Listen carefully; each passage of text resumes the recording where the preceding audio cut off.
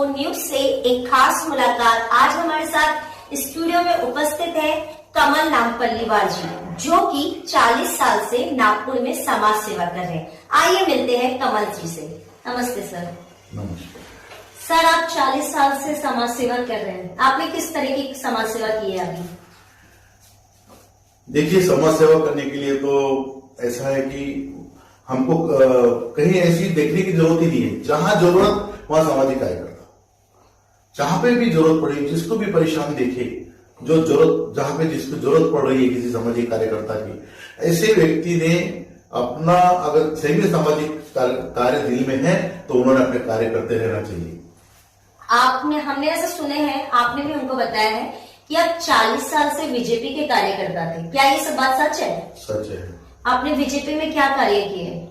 BJP में देखिए, BJP को मतलब आज इस स्थिति में लाने वाले हम जैसे पुराने कार्यकर्ता ही हैं। हाँ, सही बात है। अरे उस वक्त झंडे नहीं लगा सकते थे। ऐसा समय था कि कांग्रेस के कार्यकर्ता या अन्य कार्यकर्ता हमको झंडे भी नहीं लगाने देते थे। और 1965 से 67 के बीच में हमने अपना एक काम शुरू किया, जहाँ पे आरएसएस की शाखा भी लगती थी और उसमें हम जाते भी थे। और उसके बाद से हमने 67 से लेकर जो दीपक छाप था तब काम किया, जनता पार्टी, फिर वहां पे 1980 से बीजेपी, और करते रहे। तो आपका कभी मन नहीं हुआ कि आप इलेक्शन में खड़े हो जाए? क्योंकि अभी तो इलेक्शन आने वाले हैं, तो आपका कभी मन नहीं हुआ कि आप बीजेपी की तरफ से इलेक्शन में खड़े हो जाइए? मैंने कहा जी, बीजेपी में हमेशा हमको देश प्रेम और बस कार्यकर्ता अच्छे बने रहो और उनके बोले हुए कार्य करते रहो। परंतु कभी उन्होंने हम जैसे कार्यकर्ताओं के लिए सोचा ही नहीं कि इनको भी एक नगर सेवक बनाकर सामाजिक कार्य लेना चाहिए। तो आपको क्या लगता है नगर सेवक कैसा होना चाहिए, और नगर सेवक क्या करना चाहिए अपने वोट के लिए कि वो प्रिय, उनका आम जनता का प्रिय बन जाए? देखिए मैडम, सामाजिक कार्यकर्ता नगर सेवक का जो कार्य है वो समाज कार्य जो है वो मोहल्ले के लिए और समाज के हर उस व्यक्ति के लिए, मतलब अपने सब कुछ, मतलब अपने सामाजिक कार्य का मतलब ये होता है कि हमारा तन मन धन उनके लिए होता है, उसे कहते हैं समाज कार्य। जिसको कोई बीमार है, कोई तकलीफ में है, किसी घर में खाने को नहीं है, बहुत परेशान है, ऐसे लोगों के लिए वो तन मन धन से लगा रहे। अब लेकिन नगर सेवक की जो जवाबदारी है, आज के लोग नगर सेवक की जवाबदारी नहीं निभा रहे।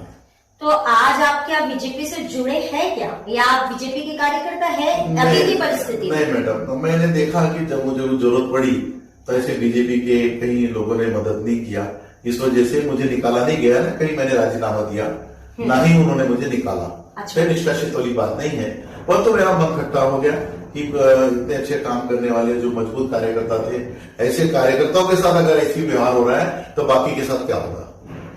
तो आपका कहीं दिल तो रहा होगा कि आप इलेक्शन में खड़े हुए समाज सेवा करते रहे, यानी आपको जब पद आ जाता है इंसान के पास तो वो एक अलग तरीके की समाज सेवा करते हैं। हाँ मैडम, ऐसा है कि तरुण भारत में नौकरी करते में मैंने जितनी नौकरी में समय दिया उससे ज्यादा समय सामाजिक कार्य के लिए दिया। अच्छा।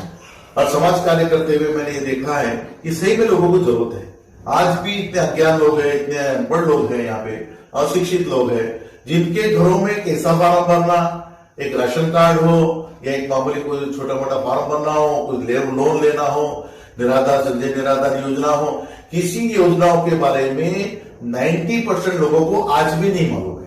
तो अगर आप समाज सेवक बनते हो, नगर सेवक बनते हो, तो आप ये जो छोटे मतलब जिम्मेदारी है, क्योंकि अनपढ़ विभाग भी बहुत मात्रा में आज भी हिंदुस्तान में मौजूद है, नागपुर में भी काफी लोग हैं जिसको सही में जो जानकारी नहीं रखते हैं, तो आप क्या उनकी उस लेवल पे जाके मदद कर पाएंगे? मैडम, एक नगर सेवक को बहुत बड़ी जवाबदारी और बहुत बड़ी सपोर्ट मिलता है एनर्जी से। अच्छा। वो चाहो तो जागरूक कर सकता है अपने वार्ड के लोगों को, इतना बढ़िया जागरूक कर सकता। जिसको कुछ समझता नहीं है, जिसको फॉर्म नहीं समझता है, ऐसे कार्यकर्ताओं को बिठाकर 2 घंटा रोज उनको मतलब इस प्रकार के जो XYZ जो उनकी समस्या है, ऐसी समस्या के लिए, फॉर्म भरने के लिए, राशन कार्ड के लिए, वो मतलब वहां तक रेशनिंग ऑफिस तक उसको सपोर्ट कर सकता है और सपोर्ट मिल सकता है, ऐसा उसकी उतनी पावर रहता है। अगर आपको बीजेपी टिकट नहीं भी दे रही है तो आप तो भारत के नागरिक हो, संविधान तो हर नागरिक को स्वतंत्र खड़े होने का भी अधिकार देता है। आप जैसे नगर सेवक अगर खुद स्वतः टिकट ले और खड़े हो जाए तो समाज का तो विकास होना निश्चित है। आप क्यों नहीं एक बार विकास करने के लिए अपने तरफ से कोशिश करते हैं टिकट के लिए? मैडम देखिए, बाला साहब ठाकरे को मैं हमेशा सुनता था। अच्छा। और अटल जी, बाला साहब ठाकरे एक ऐसे नेता हुए कि जिनको देखकर ऐसा लगता था कि समाज कार्य करना चाहिए। हाँ। और बाला साहब ठाकरे का तो ये कहना था कि समाज कार्य करने के लिए कोई पार्टी की आवश्यकता नहीं। हाँ, बिल्कुल सही। आपके मन में है मदद करना, आप कभी भी मैदान में उतर सकते हो, उस व्यक्ति के लिए दौड़ सकते हो, उस व्यक्ति के लिए बहुत कुछ कर सकते हो, और वही समाज कार्य। आज की स्थिति ऐसी है कि जितने पॉलिटिकल लोग जो है, हाँ। वो पॉलिटिकल लोगों ने ऐसी स्थिति पैदा करके रखी है हर वार्डों में कि वो गिने चुने जो 8-10 कार्यकर्ता है जो उनके लिए काम करते हैं, और वो नेता उनके लिए काम करते हैं। सर, आपसे एक और सवाल था कि आप नगर सेवक को लेके और क्या कुछ कहना चाहेंगे कि मतलब नगर सेवक कैसा होना चाहिए, उसकी क्या जिम्मेदारी, और कुछ हम जो नहीं जानते हो आप बताइए। मैडम ऐसा है कि अभी एनएमसी में उनको वेतन मिलता है। अच्छा। एक तो सामाजिक कार्यकर्ता को वेतन नहीं देना चाहिए, जनता के पैसों का दुरुपयोग। दूसरा, जिस वार्ड में भी जो भी वे काम निकालते हैं, उस वार्ड में ज्यादा से ज्यादा ऐसे काम निकालते हैं जो लाखों का हो, जिसमें कमीशन अच्छा मिल सके। अच्छा। इसके अलावा दूसरा, समाज सेवा के लिए, अपने मोहल्ले के लिए, अपने वार्ड के लिए वो क्या करना चाहिए इसके बारे में तो सोच ही नहीं उनकी। जबकि वार्ड लेवल पर एक महत्वपूर्ण बात ये बता दूं कि ये सब हम लोगों को गुमराह किया जा रहा है, चाहे वो राज्य के लेवल पे प्रभाव बने हो, चाहे ये हमारे विदर्भ के लेवल पे प्रभाव बने हो, बिल्कुल मूर्ख बनाया जा रहा है जनता को। ये क्या है, जब वार्ड मेंबर बोला जाते हैं तो एक वार्ड और एक मेंबर और एक वोट, तो हम 3 वोट क्यों दे? हाँ, क्यों दे 3 वोट? अगर ऐसा है तो नागपुर शहर में 6 आमदार है, 6 आमदार लोगों को आप 6 वोट एक साथ दे दीजिए, 6 वोट का पावर दीजिए ना, फिर क्यों अलग अलग लड़ाते हो?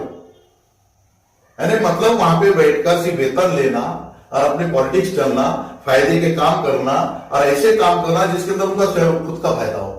और यहाँ पे मैं जिस वार्ड में रहता हूँ वहां तो 7 नगर सेवक है। अच्छा, किस वार्ड में रहता है? मैं अभी तो 21 हो गया वो प्रभाग, पहले प्रभाग 14 था। प्रभाग 14 में 4 लोग जो चुन के आए हैं, उनके अलावा 3 मनोनीत है।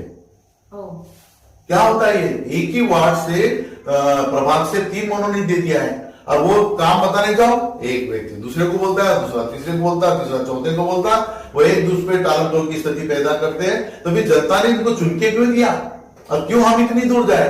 मेरे वार्ड का नगर सेवक मेरे वार्ड में चाहिए, और वार्ड लेवल पे क्यों नहीं होनी चाहिए?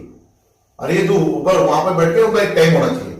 सब में एक और बात, महत्वपूर्ण बात बताऊंगा मैडम, कि एक मैसेज पास कीजिए आप कि हमारे वार्ड का अगर वो नगर सेवक है तो हमारे वार्ड में 4 घंटा रोज बैठे, वो 3 घंटा बैठे, कम से कम 3 घंटा अपनी दुकान लगा के बैठना चाहिए, टेबल कुर्सी लेकर। और लोगों को मालूम होना चाहिए कि सुबह 9 से 12 ये मिलता है, तो हम अपनी समस्या लेकर उसको बताएंगे, वो अपनी समस्या लेकर एनएमसी में बताएगा और हमारी समस्या हल हो जाएगी। लेकिन यहाँ तो ऐसा होता है कि बिल्कुल अपने कौन से पार्टी का है, अरे 20% मुश्किल से अपने वोट लेकर जीतते नहीं है, तो 80% लोग तो भटकते नहीं रहते।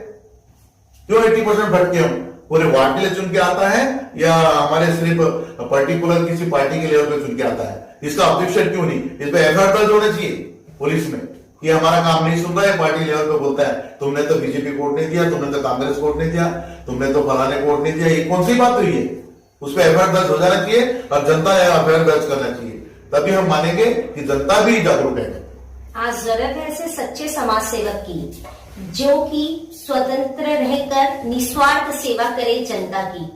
धन्यवाद कमल जी, आप हमारे स्टूडियो में आए, आपने अपना कीमती समय हमें दिया। आप जैसे समाज सेवा 40 साल से करते आ रहे हैं, आगे भी करेंगे ऐसी उम्मीद है, चाहे आप इलेक्शन में खड़े हो या ना हो।